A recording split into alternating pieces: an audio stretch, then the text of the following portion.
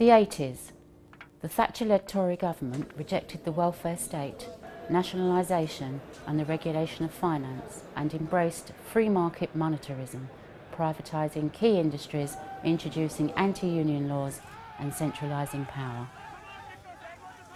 In January 1986, a momentous year-long industrial dispute began when Thatcher ally Rupert Murdoch plotted to move production of his papers overnight from central London's Fleet Street to a secretly equipped and heavily guarded plant at Wapping, a docklands district to the east. His aim to smash the powerful print unions, which were led by Brenda Dean and Tony Dubbins, had the full support of the Tory government. This film tells the story of those sacked by Murdoch, who, in their struggle against a ruthless employer, came up against the power of the state.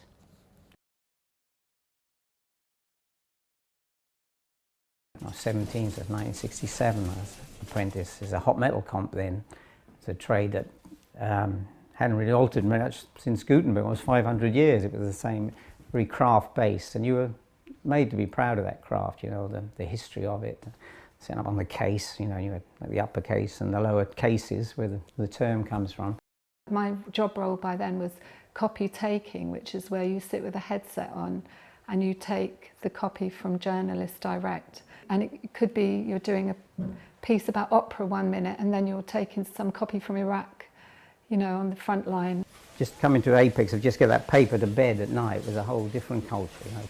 It was a liner type, fit the story in that. You let it, if it was short, you'd let it out, or you tell the journalist, you need 6 lines cut here, or 3 lines cut on that pen, and 4 lines on that, you know. So you'd be like a big jigsaw, like you'd be creating it. You'd come home from a night in the news of the world and you'd be spitting up ink, even though you're wearing a mask, you know. The machinery I was actually working on in Fleet Street, some of it dated back, including in the Sun Machine department, from 1913. You could barely see one end of the machine room from the other because of all the ink fly and the paper dust that was coming up. The granite was the conveyor belt with forks on it, and the quires of paper would come up and then they'd go and be wrapped, and then they go out to the loading bay. Lots of people hated the granite, hated it, because it was so dusty, dirty, continuously at it. I used to enjoy it.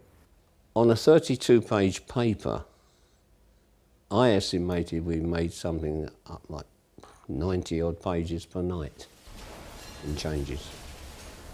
It's an awful lot. We do maybe up to 20,000 words a day typing, so, you know, and sometimes if they wanted the copy in the news desk or the foreign news desk, you just save it and they'd be grabbing it as you were typing. If news changed, then people were on their tiptoes to make sure, quick, we've got to get this done, we've got to get that done. The page would be changed. It then had to be manufactured downstairs in the machine room so it could be clamped onto the rollers on the Goss presses, so that it was a lot of cooperation. Printers were unfairly, I think, vilified as, you know, they couldn't care anything about the job. That's not true. My family were printers, they were skilled printers, and some of the compositors that I worked with at the Times were every bit as skilled and concerned to produce a good newspaper. Our hours were pretty good. It was an interesting job. I liked it. I liked the people I worked with. I liked the camaraderie. I miss that. Because there was a lot of banter, a lot of discussion. We were about over a dozen people joining into the same discussion. The people in Fleet Street were very interesting, Fleet Street workers, because many of them were highly intelligent. They could read a different paper each night, and they were highly educated about things, really. Everybody had to belong to the union in the industry, anyone and everyone. You'd be looked after. You'd often pass someone, come in, someone was down and they're like a member and there'd be a collection. And you grew up in that kind of culture, that it was supportive. It wasn't just sort of screaming for more money and out on strike. Everybody bought into that. Never anything that didn't want to be in the union. You'd be mad not to, you know. At the end of each week, each member of the chapel, that was the group of workers doing the same job, would put a sum of money together that would equal the wages of a man who'd been long-term sick. They were strong unions, yeah. We controlled the labour market. If you want someone, we controlled the manning. There was a willingness on behalf of the management, especially if they were going to do a big run. They would, you know, people would be brought in if they needed extra staffing. They would do that. You can't sell yesterday's newspaper today, which is the basis of the negotiating power of the unions. Over the years, the unions won elaborate bonus schemes, inflated manning levels, and even the right of hire and fire. A forest of procedures sprang up, known as the so-called Spanish customs. Murdoch said that these big fat printers that are earning a fortune and signing on as Mickey Mouse. And I think people didn't realise that there might have been people earning very, very good wages, but they'd fought for that and they'd negotiated that over many years. Barely 20%, probably more like 15%, earned a really good industrial wage that you could compare to maybe plumbers and bricklayers, that sort of thing, nothing exceptional. People seem to think everybody who worked in the industry was either a journalist or a printer. They forget that there's lots of other people that worked in the buildings, and we didn't have what people called, you know, ridiculously high wages or anything like that. I loved being in the print. I loved saying I was in the print. It meant something, like just those words, in the print. It had an effect on people. Some were impressed, some were jealous, some were angry because they knew what a family it was, how they stuck together. In 1972, mass industrial action by print workers shut down Fleet Street in support of 5 dockers jailed under Tory anti-union laws.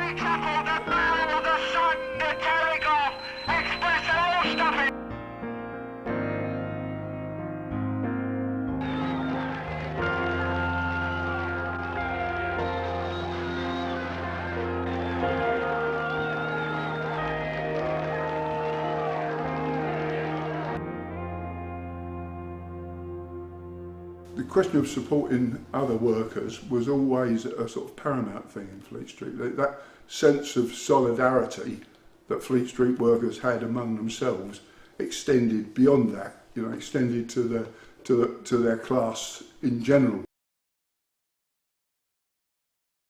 The Times dispute in the 70s, the Times and Sunday Times, when Thompson owned it before Murdoch bought the papers, there was a year-long dispute then. As soon as the first sacking notices went out, the paper wasn't produced, and there was no attempt made to produce it or deliver it. The Thompson management at the time kept them in work through fear of losing his top-class journalists. And don't forget, this was the Sunday Times of the Insight team and, you know, investigative journalism, which Murdoch got rid of straight away. When we went back to work after, I think it was 11 months, we had really, really good terms and conditions, things like 6 weeks holiday. I had a 9-day fortnight. First news organisation to have a year's maternity leave. Traditional Fleet Street disputes were traditionally resolved. You know, there were no winners and losers, there were settlements.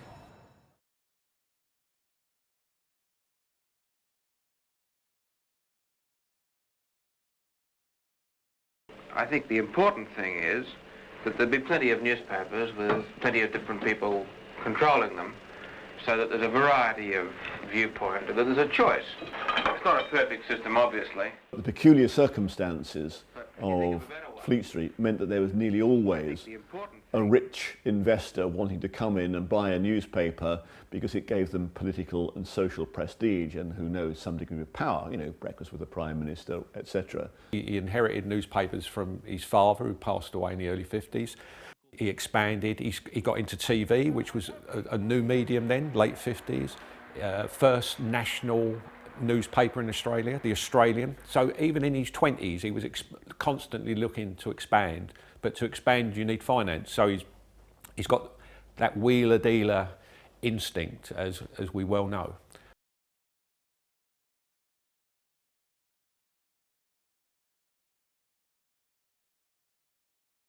The Australian Labor Party had sent a delegation over at one time and said, you know, you're dealing with a snake. And not a very nice one either. But the union said, look, this bloke is giving our people work, jobs. Okay, we'll watch the situation. But as far as we're concerned, we want this to work.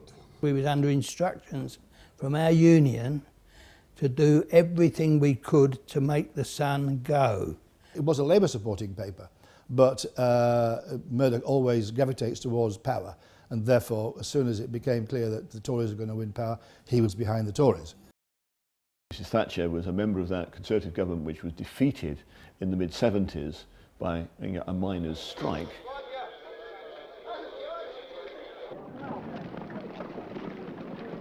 One of her main points was trying to erode union power. You know, she actually stood on that platform, along with other policies, obviously. And even at an early stage, she used the press. The famous one is the Sun's plagiarising of Shakespeare, you know, the Winter of Discontent, when the local government workers were on strike.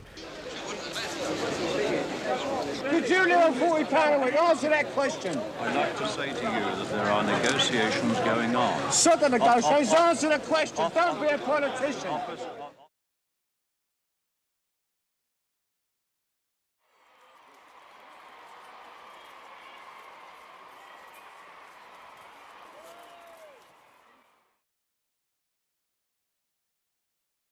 He came over in the beginning, as a viable person.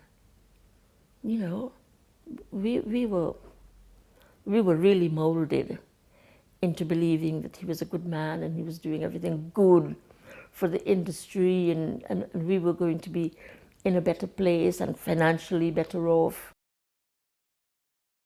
The Sun became notorious for its right-wing jingoism.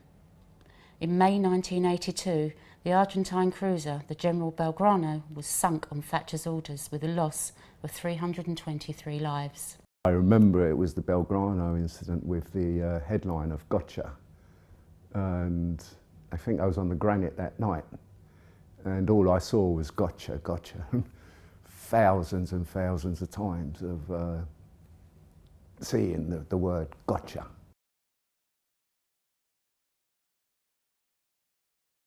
Early on, Rupert had said to us, if you can get me $1 million a day, I'll make you the best paid printers in Fleet Street.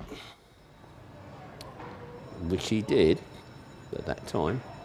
But of course, by the time we got 3.25 million papers printed per night, which had never been heard of, that represented a lot of power, and things changed. And that, I presume, was the start of something big between him and the government. There was an unholy alliance between him and the Thatcher government to create the conditions which made it almost impossible for the unions to resist.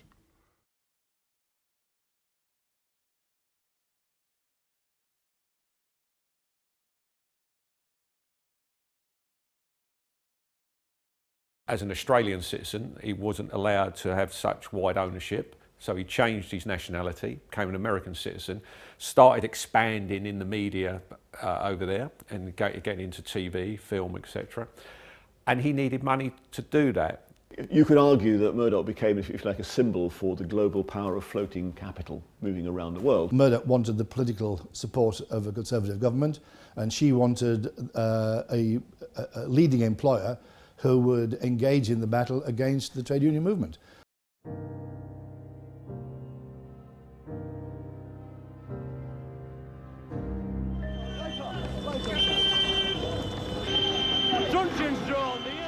She really didn't care what happened to the average working person at all. She was determined to crush the unions not just one union, but the whole movement. Steel workers first, then the miners, then us. The Sun and News of the World was a big cash cow, but it couldn't be relied on, not because of the workforce, but because of the equipment. It was clapped out. One of the managers in the electricians section kept on flying off to America. Ultimately, it became quite clear that they were going off to America to purchase the machinery for the plant. It was an almost military operation. In a South London warehouse nicknamed the Bunker, American ATEX computer equipment was secretly tested. The computers were smuggled into Britain in unmarked crates. Wire service copy coming in. You could have the wire story on one side of the screen, and from that story you can create your own story. The chapel officials started having talks with Murdoch about staffing in the new plant. And Murdoch wanted to cut it right down to the bone, which the chapel officials weren't satisfied with. Murdoch's negotiators became increasingly hard aligned, raising more and more demands, which would move the ground substantially, from traditional trade union rights to a new scenario in which those rights didn't exist anymore. For about the previous 6 months, all the exits from the machine room, around Bouverie Street, all around there, they were putting these massive security bolts on these doors. They had the people in position as well. They brought the guy in, Christopher Pole Carew, to oversee the security there. Now, he'd been involved in Nottingham, where they'd sacked loads of journalists, and he'd been involved in the security at that newspaper. His grandfather set up the first concentration camps in the Boer War, the same name.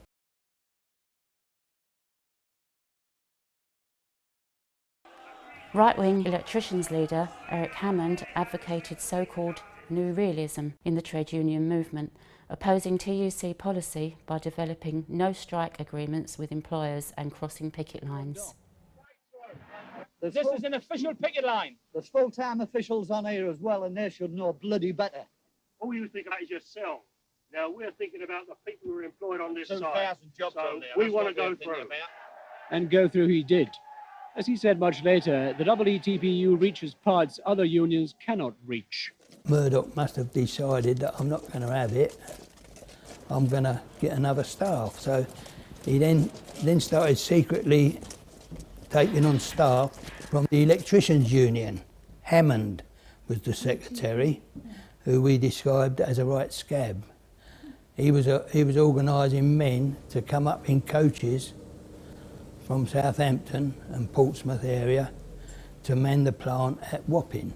4 months actually before our dispute started, the chair of the Southampton branch came upon this office that had been set up by a family, a Scanlon family, who basically were running the whole recruitment for Wapping. They were being bussed into Wapping and trained on site.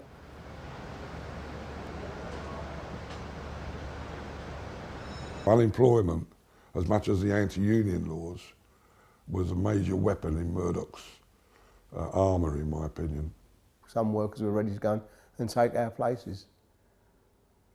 But this was the climate created by Thatcher, wasn't it? To quash the working class. If you watch the TV reports or anything, they used to say that the printers were like Luddites, or they were dinosaurs. They wouldn't address and they wouldn't take on the new technology, which was a complete fake, like fake news now. There was new technology on the Times, there was new technology on the Mirror, but it always been negotiated. It'd been negotiated to the benefit of those who had to work on them, or those who were going to lose their jobs because of it. The Sunday Times and the Times moved from a situation where Once the piece of paper that the journalists had worked on got to the printers, you were no longer setting it in hot metal type, you were using a photocomposition process. I don't think the new technology was even in Rupert Murdoch's or his manager's mind at the start. But of course, a lot happened between the very early 80s, 1981, 82, when the ideas of a move to Wapping began to take shape. And throughout that process of negotiations proceeding slowly, all of a sudden new technology makes it possible for journalists to replace many of the printers. You don't need so many keystrokes anymore. The same person or group of people who are writing the stories can be setting those stories in type. In March 1985, Murdoch announced a plan for a new newspaper under the banner of the London Post Project. The new paper was to be printed at Wapping, with new, poorer conditions of employment. I was chased up Fleet Street by one of my regional officers, who literally hit me with a copy of this London newspaper, dummy newspaper. And he said, "They're printing this now, what are you going to do about it?" We were assured that this was a new newspaper, it wasn't anything else, and unfortunately we believed him. He just played for time, and I've got to admit, I think the National Union was very naive, and he had them fighting against each other as well.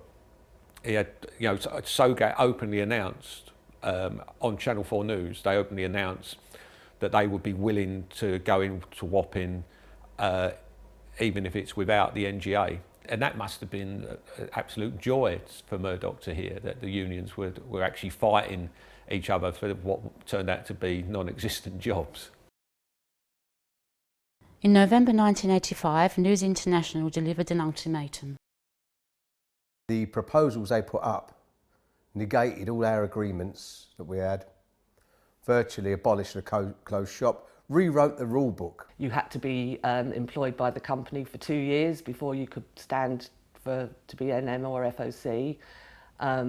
Total flexibility around the workforce, so from my point of view as a clerical worker, I could go in one day, be expected to be, I don't know, receptionist say, the next day maybe be in the accounts department.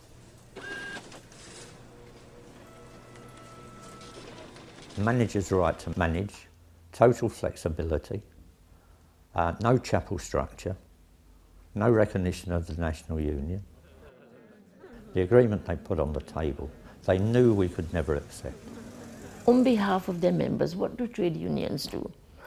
They negotiate for better working conditions, they negotiate for pay rises, they negotiate for the betterment of their staff, and they are the buffer between management and the staff.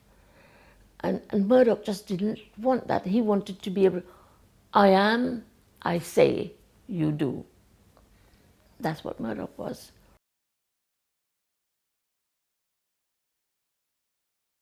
There came a time when Murdoch's advisors were able to convince him that actually a strike, rather than being the last thing you wanted, could actually fit into your new plans. On the 9th of January 1986, all agreements and conditions of employment were terminated by News International. The print unions balloted for strike action, with a 90% return and 82% in favour. Watched over by a police helicopter, Wapping went into operation, producing a supplement to the Sunday Times. The lorries rolling down the ramp represented a direct challenge to the Fleet Street unions. I think the turning point came when he produced the extra pages at Wapping that went into the Sunday Times. But I think it was at that point that we realised that he had the capacity to print. A secret letter from Farrers, the Queen's solicitors, advised Murdoch on the cheapest way to dispense with the workforce. I have advised that if a moment came when it was necessary to dispense with the present workforces at TNL and NGN, the cheapest way of doing so would be to dismiss employees when are participating in a strike or other industrial action. The letter was leaked to the Morning Star in February 1986 after the dispute had begun.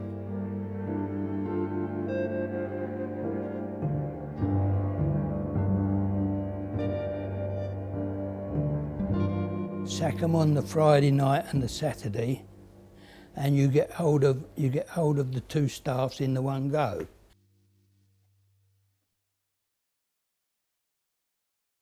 $5,500 men and women were dismissed as the strike began on the 24th of January. 4,700 were SOGAT members.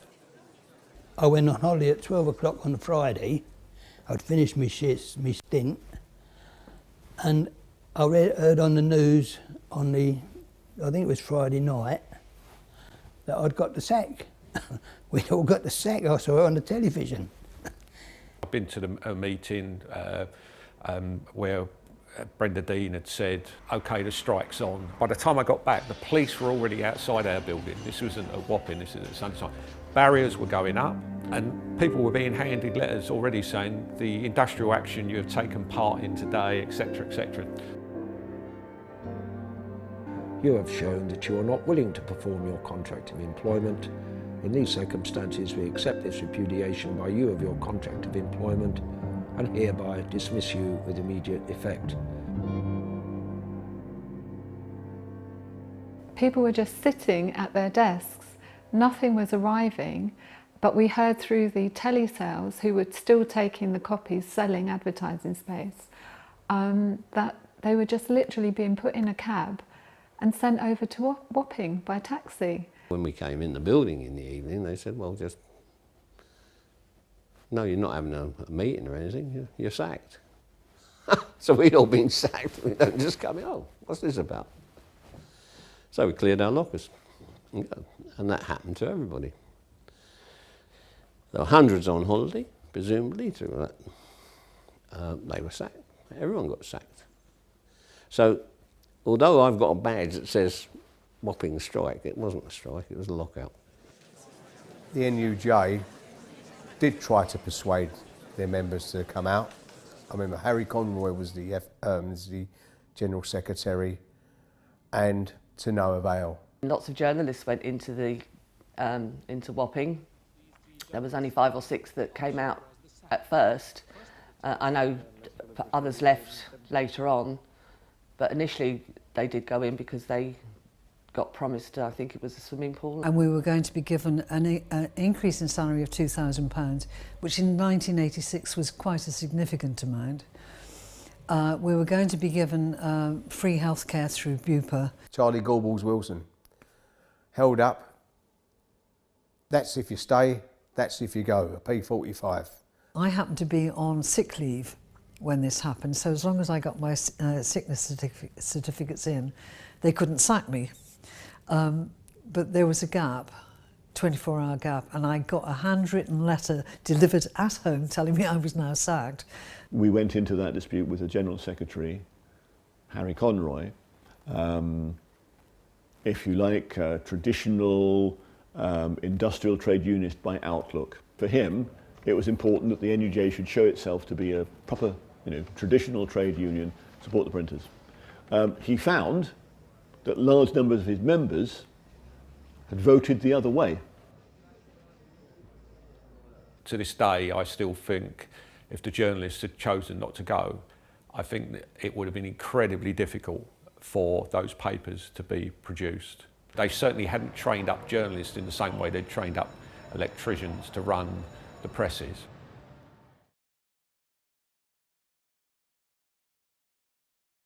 The entrance door.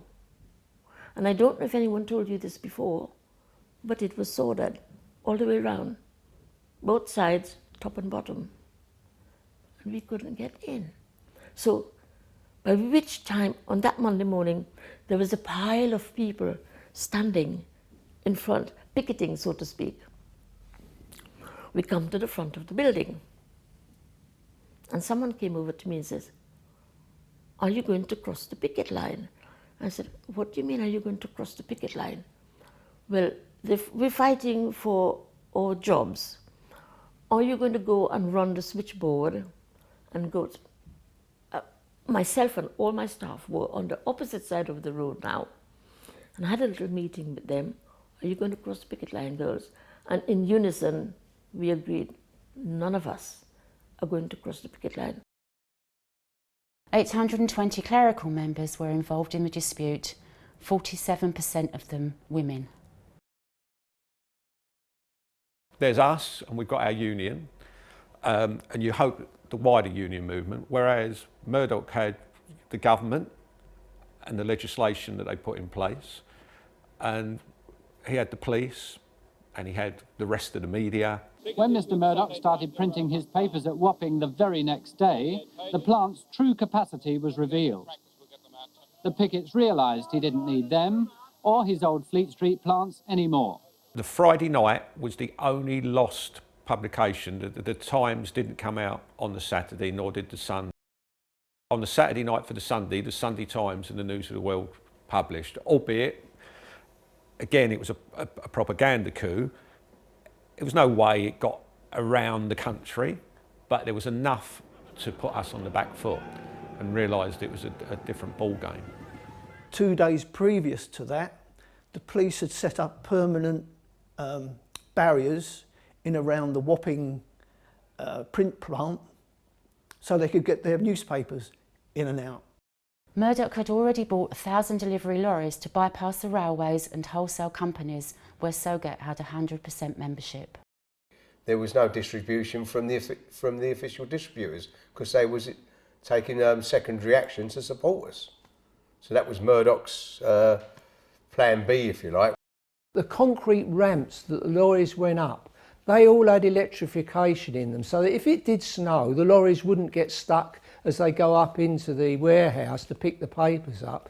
He controlled the small vans, which we later were called the white mice that fed. They pull into a lay-by where an Arctic was waiting and they would load up locally. Murdoch had now bypassed the rail unions by acquiring TNT. Again, traditional picketing was going to be very, very, very difficult. The strikers can't block the gates because of the police. Sogat can't bring out its members in distribution because that would be secondary action, illegal under the new trade union laws. It's game, set and apparently match to Rupert Murdoch.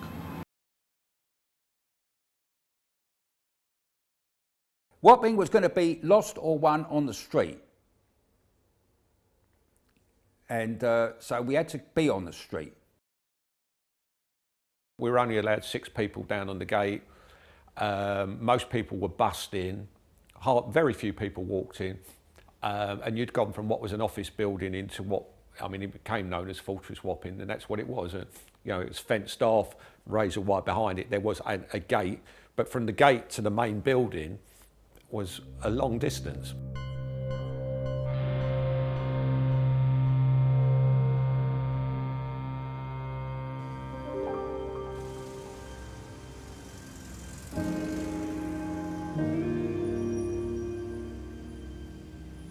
It was a little alleyway, and then on the main road we had the Sogat bus, and we were allowed to stand there and demonstrate, but it wasn't picketing because there was lots of police around the whole time. I happen to live in Stephen and Matilda Tenants Co-op, which is right behind the print works on the back of St Catherine Dock. People living locally and people involved in the Trades Council produce maps like this to help people understand where people lived, you know, what the routes were. So I lived down here. This is Well-Close Square, and this is where the pickets would mostly gather. And this is the print works. Then these are all the different routes that could be used to get out of Wapping, you see. So Pennington Street coming along here, the lorries could come down and go any of those ways, instead of coming out this way and facing the pickets. We could see what was going on inside the print works in terms of the transport better than the pickets, because the pickets were in Well-Close Square, up across the road. But down in Wapping there was a tower block that people could watch from. So we arranged with the NGA and SOGAT, and we had little radios. And so we were able to sort of feed information about which route they were going to take. And at one time, TNT lorries were told to sort of come through the back streets. So we organised, the Trades Council organised one sit down. I think about 17 people got arrested that night. And then we had another sit down with local residents. And that actually delayed the lorries for about 90 minutes.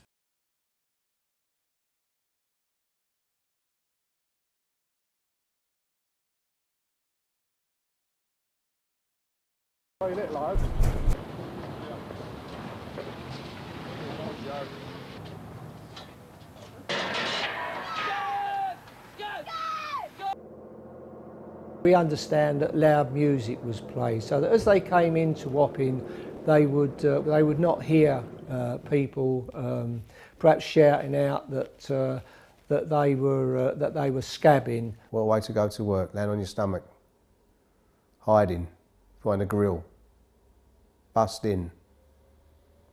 The coaches were bombarded with everything from eggs and paint and God knows what like that. When they came out the plant, they'd go down to the next road and then throw a left. And it was a very tight left. And they'd have to brake. And that's when we could stop the buses. We did stop the buses. And we made our feelings known. Now, have you thought about it? You know that people are coming out. You know there are now 69 people. Journalists, you know, who knew me as one of them, would stop. How's it going? Wind their window down. Oh, okay, so take a leaflet. Within a very short space of time, a senior police officer came to me and said, if I continued to do this, then I'll be arrested. I said, well, what for? Well, you will be. And you know, there were episodes that the NGA tried, mass lie-downs in the street. Again, you saw how determined not only was the company to get its product out, but the police to ensure that that would happen.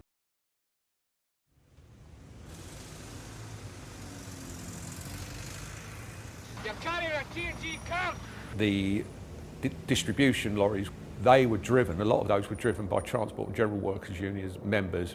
They issued an instruction to those members not to drive, and within a day or two, I mean, because it's amazing how easy Murdoch had access to the courts, the things that likes of me and you would wait months to get to the court for, they could get into court within a day, and they were told unless they instructed their members to work, they would face fines and sequestration. By dismissing the workforce whilst on strike, News International intended to avoid redundancy payments and claims for unfair dismissal. The company also took the unions to court for violating legal restrictions on secondary action enacted in 1980 and strike ballot rules introduced in 1984. The solidarity action was a big one. So not only could other unions not take solidarity action, if you didn't work for that particular employee, you couldn't take solidarity action. You could create a new company, as Murdoch did for his newspapers, and then say, well, you can't pick it up because you aren't in dispute. You were in dispute with your old employer. Well, we've got a new company now. Shadow companies were set up in 1985 for all aspects of production, publication and delivery. And the key question was, what would the unions do to react to that? Would they stick with the law or would they go against it?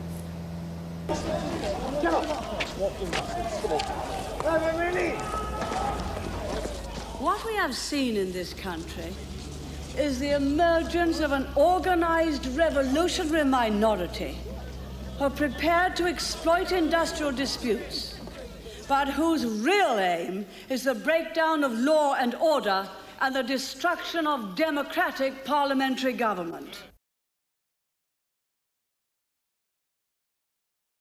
A couple of weeks in, the TUC issued a set of instructions to the electricians union, and everyone expected it was to say that they're to stop doing the print workers' jobs, and in fact what it said was to instruct their members to let them know that they're doing print workers' jobs, which is totally different from stop. It's, by the way, do you know you're doing this? So that came from the TUC, and that's because they were fearful that if they issued an instruction for the electricians to stop work, the same anti-union laws would be enacted on them as a body. Go on, Hammond, you're scum! That'll be your last trip to the TUC with any luck! Since 1982, injunctions and fines could be imposed on trade unions in dispute. Injunctions were served immediately on SOGAT, the NGA, the Transport Union and later the communication workers to stop illegal mass picketing and union members' refusal to handle News International titles. You couldn't do this, you couldn't do that. We took no notice of anything that they were saying. And SOGAT and the NGA were fined £25,000 each for contempt. We said no, we won't pay it. And the end result of that was they sequestrated the union. SOGAT's entire funds were sequestrated for defying court orders to handle News International titles. You can't operate because you've got no full-time officials, you've got no back office staff, so you can't operate. SOGAT's assets were seized when the union refused to lift an instruction to its members in the wholesale trade not to handle Mr. Murdoch's papers.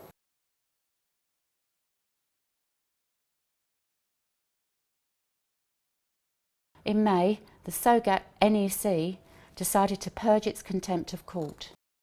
The reason why we have taken a decision now to purge is that it is actually inhibiting our ability to give additional support to our members in dispute. They lifted the instruction to our members not to handle. And obviously that didn't go down well with us on strike, because that was the essence of, winning the strike was to stop the paper hitting the newsagents and being sold.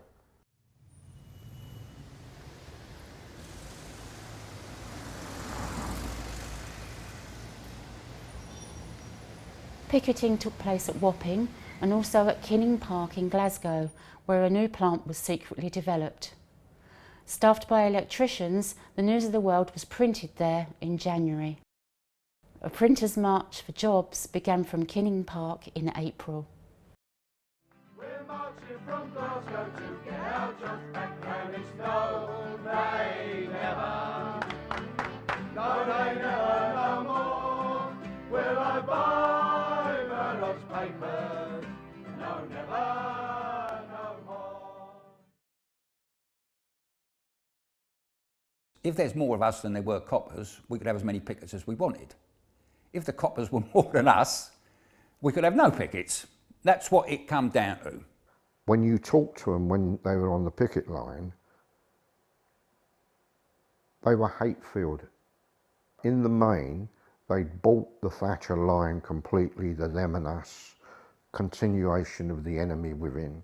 One of the things we discovered living behind the lines is that most of the police who were there weren't from London. So they didn't know their way around. Well, it was one of the stories that I wrote was about a copper who asked us, which way is north?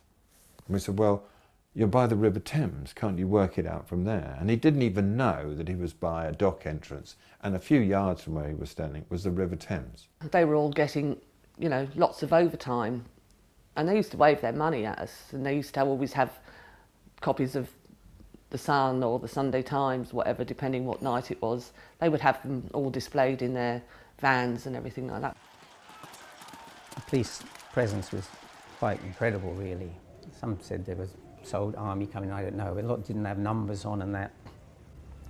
And they were psyched up sometimes. There's a story, they were in their van watching film and get set up and I banged the shields with the sticks and that. And there was only families and working people, and you'd always get a few hot heads, but the majority were just ordinary working families, A lot of people who worked in the industry, a good few of them, were actually Tories. I know a friend of my father's was, and his wife, and they completely did a, 180, 365 degree turn. They were horrified when they saw policemen charging them.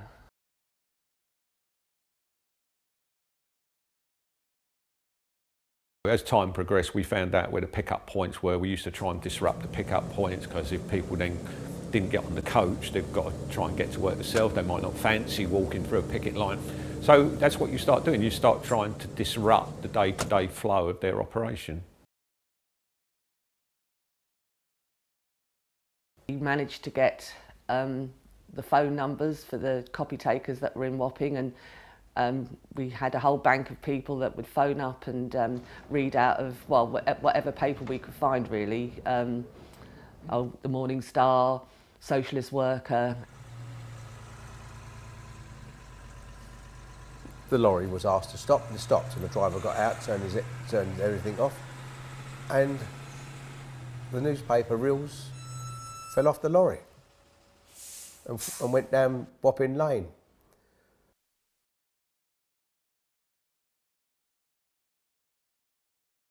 How can we stop the horses who could do us a lot of damage on foot?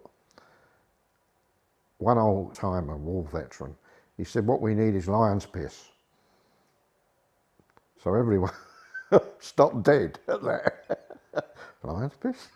He said, if they smell that, they will just bolt. They won't come near us. So where can we get lion's piss? So someone said, London Zoo? So 2 blokes were sent to London Zoo to get lion's piss. We did all we could possibly do inside and to some extent outside the law. There was a little primary school behind the bus, and we'd have rows of policemen on horses and mothers in buggies trying to weave their way through to get into to pick up their kids from school, and the language those children must have heard during their playtimes and everything, you know, it must have, and well, we all know it had a major effect on the local community, and they were very supportive of us.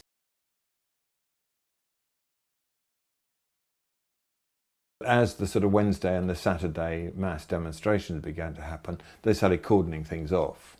And although they were lying through their teeth most of the time and saying there weren't roadblocks, we knew that there were. Well, the thing is to say to Mr Murdoch, we're very sorry, but if your lorries cannot get out of Wapping via the pickets, then keep them in the printworks. Don't bring them through a residential area. We don't want them.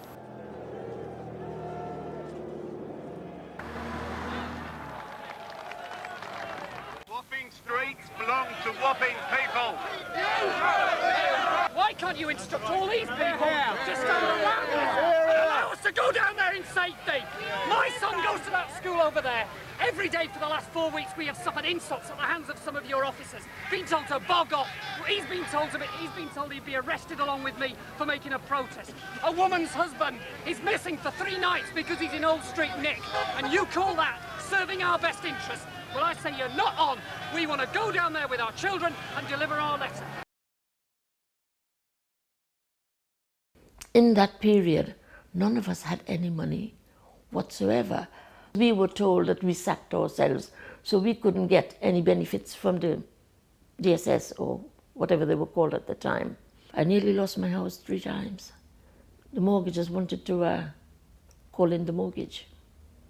So many of our people have been caught with mortgages and stuff like that that had just taken on. They found it difficult. A lot of them had to sell up and probably lost money on it and that type of thing. It was the cause, obviously, of a great deal of breakup in marriages and things of that sort.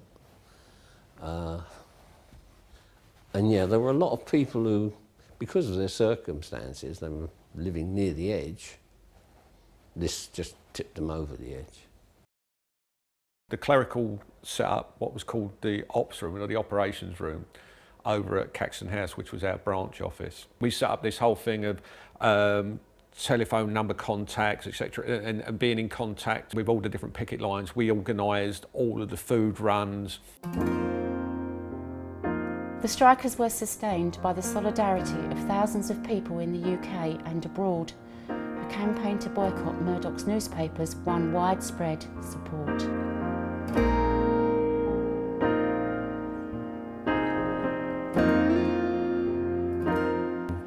Bus drivers, health workers, you name it, you know, fire brigades union, rail workers. I mean, I would go out and speak. They would say, can you send someone down to speak? And I'd go off and speak to them, and they'd make a donation to the strike fund.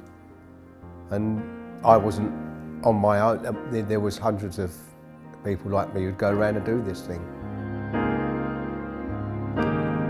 There was a lot of funding coming through other trade unions, a lot of support being given by trade unionists, which really weren't covered by the sequestration, which continued. It just shows you what workers can do when they're determined. It was all of us together, you know, and everyone was who was an activist was going down that road of trying to drum up support from wherever they went. Well, first of all, let me say this. Unlike the propaganda that you've had fed to you through mainly from what we've seen in the short time we've been in Australia, the Murdoch empire, because it is an empire here as much as it is in the UK. The only difference is we won't allow them to have any television. This dispute is not about new technology. It's about union busting. Neil Kinnock gave a big speech during the dispute. Always was a very good orator, you know. But again, they were never going to tell us to break the law. And of course, the few times there was any violence down there, which the dispute lasted 13 months, you could count on the fingers of one hand how many big nights there were down there where things kicked off. Of course, they condemned the violence. Elections were coming up as well. You know, they want to get in power. So how are they going to do that? And they obviously didn't feel confident by saying what we're going to do to get in power is to support workers in their struggle. You know, it weren't on their agenda really.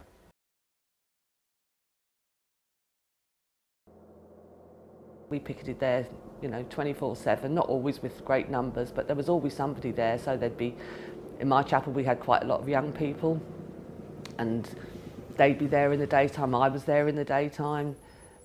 And none of that was ever shown. It was only ever really the really horrible events, and it was always portrayed as us being violent towards the police. When you used to get home and we used to look at the news, and it was as if they'd been in a different place.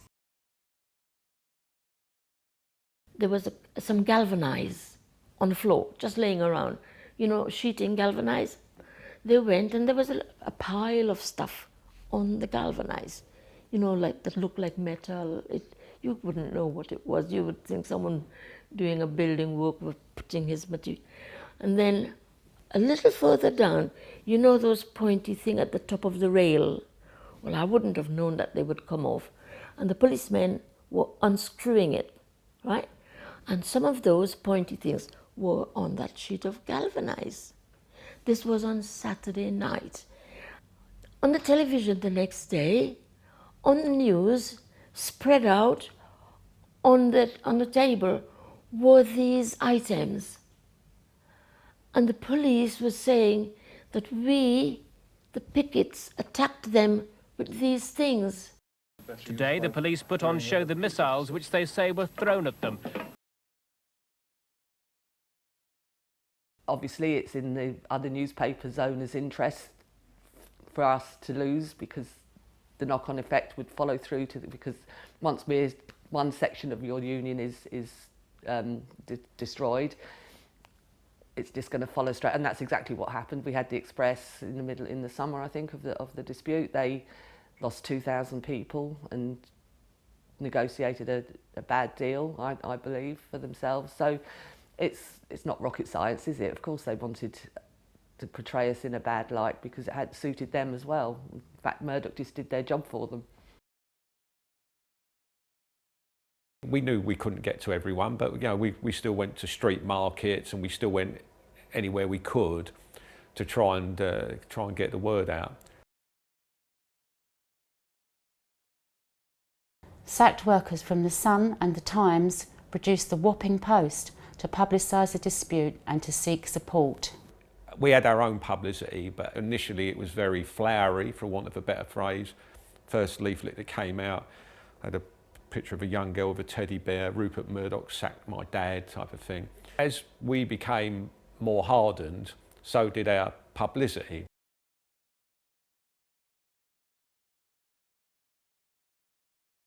Some sacked workers from the graphics department at the Sun formed a co-op, Strike Graphics, producing leaflets, badges and posters which appeared all over the country. And a Wapping post, and there was also a little strike sheet called Picket. So it is the best documented strike in British working class history. But that's not a surprise because it's a printer's strike. The main demonstrations had to take place on a Saturday. And that would be meet at Tower Hill and march down to the plant. And on Saturday nights there were the organised attacks on the crowd. When they wanted those papers out, they wanted to clear the road. Now, if you've got a couple of hundred people, that's not too difficult. But then when you get up to thousands, it becomes more difficult. And so they would basically come in, they'd do the pincer movement. We quite often had the coppers with the shields, the intimidation with the shields, and then they'd just come in with snatch squads, and then gradually through intimidation, they'd start arresting people. People would start moving back. Some would fight back. Incidents would kick off.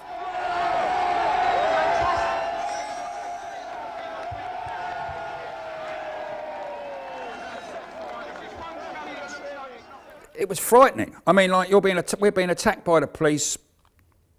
There's people running around with big sticks hitting people, and the coppers' attitude is very simple. They say, "We hit you because you're here. If you weren't here, we wouldn't hit you." And then the question becomes, do you back down to this?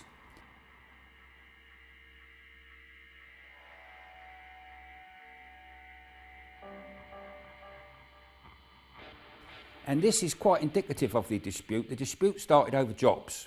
But as time went on, more and more issues became involved. One of them is the police. And exactly what was their role here, which we still don't know. And the government still refused to let us have the documents.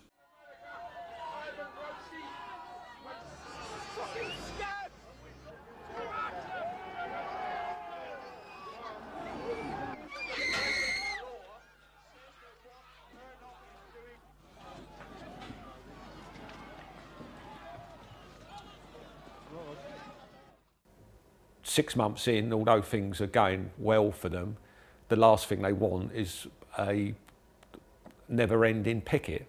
And so part and parcel of the tactics, as well as the pressure from the company itself, is the other side, the other type of pressure, that that physical, intimidating pressure to sort of say, oh, not only are you never going to come back in here, but we're also going to give you a good hiding while you're waiting.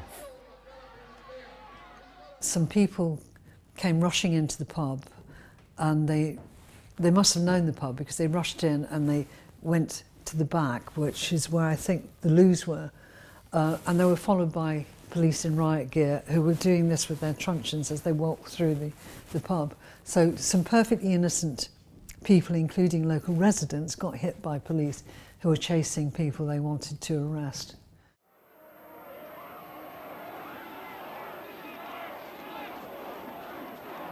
I remember a friend of mine, she almost went catatonic with fear, and we kind of grabbed her and shook her and said, run, and we were all just running.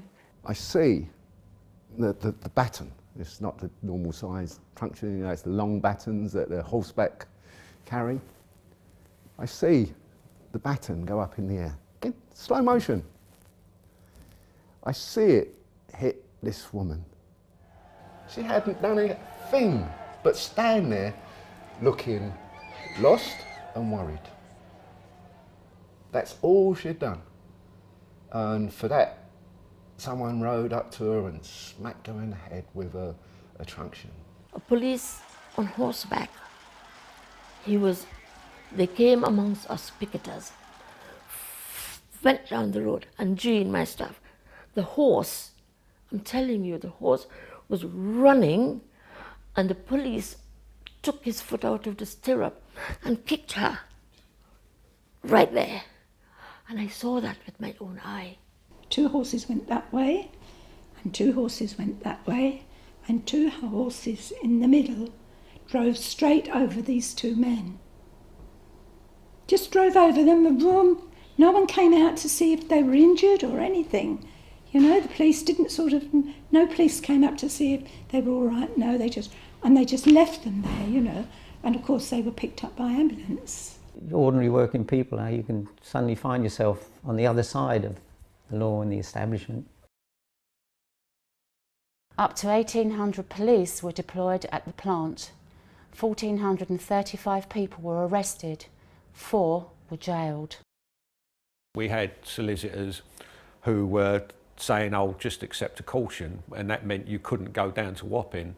But we started contesting that, and we started getting witnesses. We had witness schemes, and we started winning a lot of the cases. And they suddenly changed the law. See the link with police and government, it was put through quickly.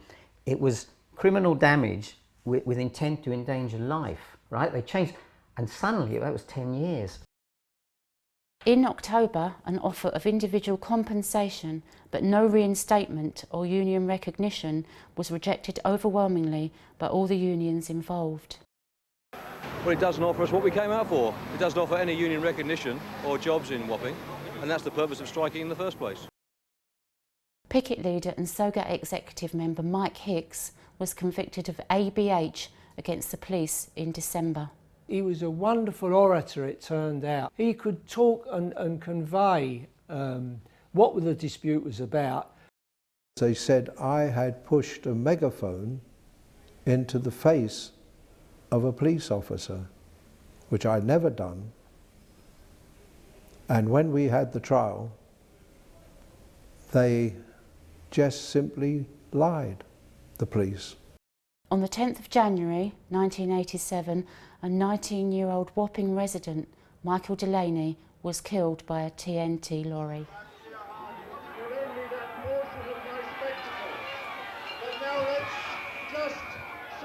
On January the 24th, 1987, the first anniversary of the start of the dispute, police were filmed attacking strikers, legal observers, journalists and first aid workers, damaging vehicles and raiding houses in the area. They charge across the road. Now I'm standing with my back to them, Bill Freeman's standing there, John is standing there. As they went by, this copper smacked John straight across the face, broke his glasses, cut his face. The man was doing nothing, just standing there. No amount of bullying will stop us from coming down here and exercising our rights as trade unionists.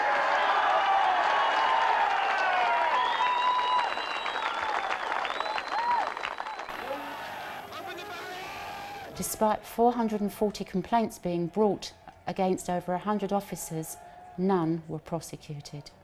They even went into the first aid bus and attacked people in there. You know, it was unbelievable. I didn't realise the police could be like that.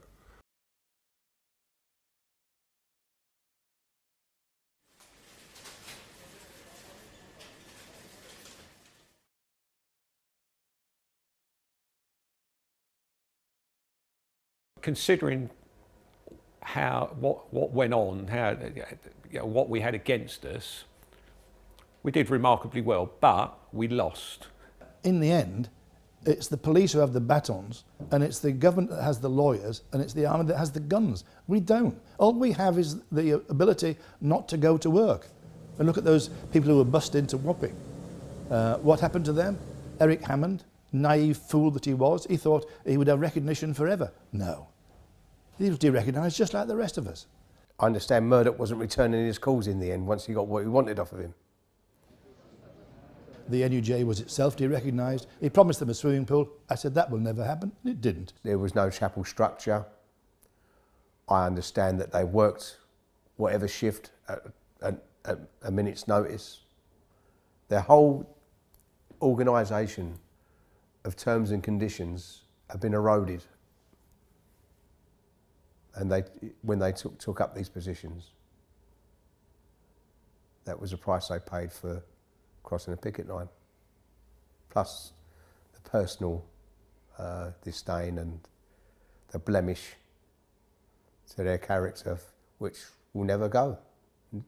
Will never go. Other newspapers rapidly enforced changes in technology and industrial relations at their own titles. Within a few years, all the major newspaper and news organisations had left Fleet Street. Once you've invented these kind of technological changes, sooner or later they will actually be put into practice.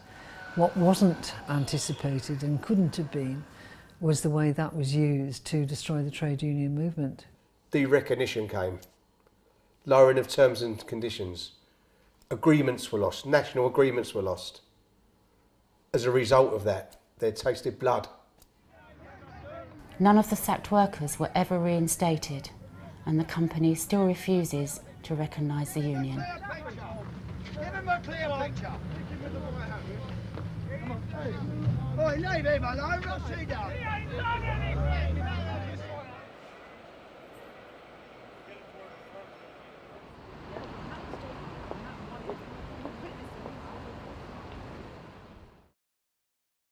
This is all down to what we lost then.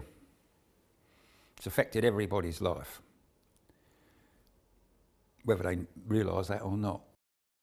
We've had the terms of Labour government to rescind those laws for solidarity action, even so much as a sequestration. And they didn't do it because they're still pandering to the press, who virtually get them elected on a say-so of what their headlines are. It's the Sun what won it. New technology, we should, Murdoch said we'd have all these new newspapers representing every political party and every point of view. Where are they?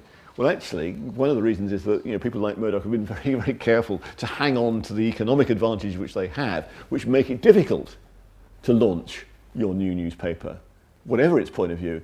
It certainly released the rest of Fleet Street from constraints that have been on them for many years, which is why I think that the newspaper industry has become more strident, more right-wing. And the media's sort of not got no better that way, is it? Whereas demonise everything that comes from working class origin, or anybody who says, hold on, we want a fairer society. They're demonised. Now it's a street largely occupied by banks, insurance companies and the like. The great newspaper offices are now housing insurance companies.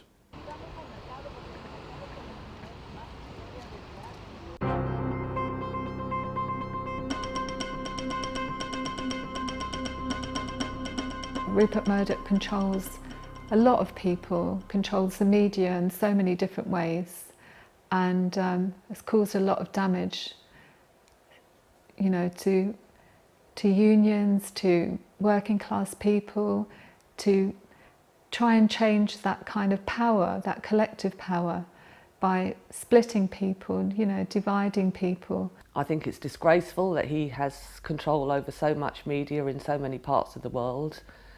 I can't believe that he's managed to get away with it.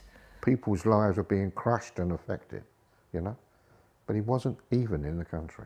Ultimately, what Rupert Murdoch did for me, he made my backbone strong, because I could stand up and I can say to Rupert Murdoch, I can look you in the eye, but I can hold my head up straight. But can you look me in the eye and hold your head up straight for what you've done to me and my Wapping colleagues?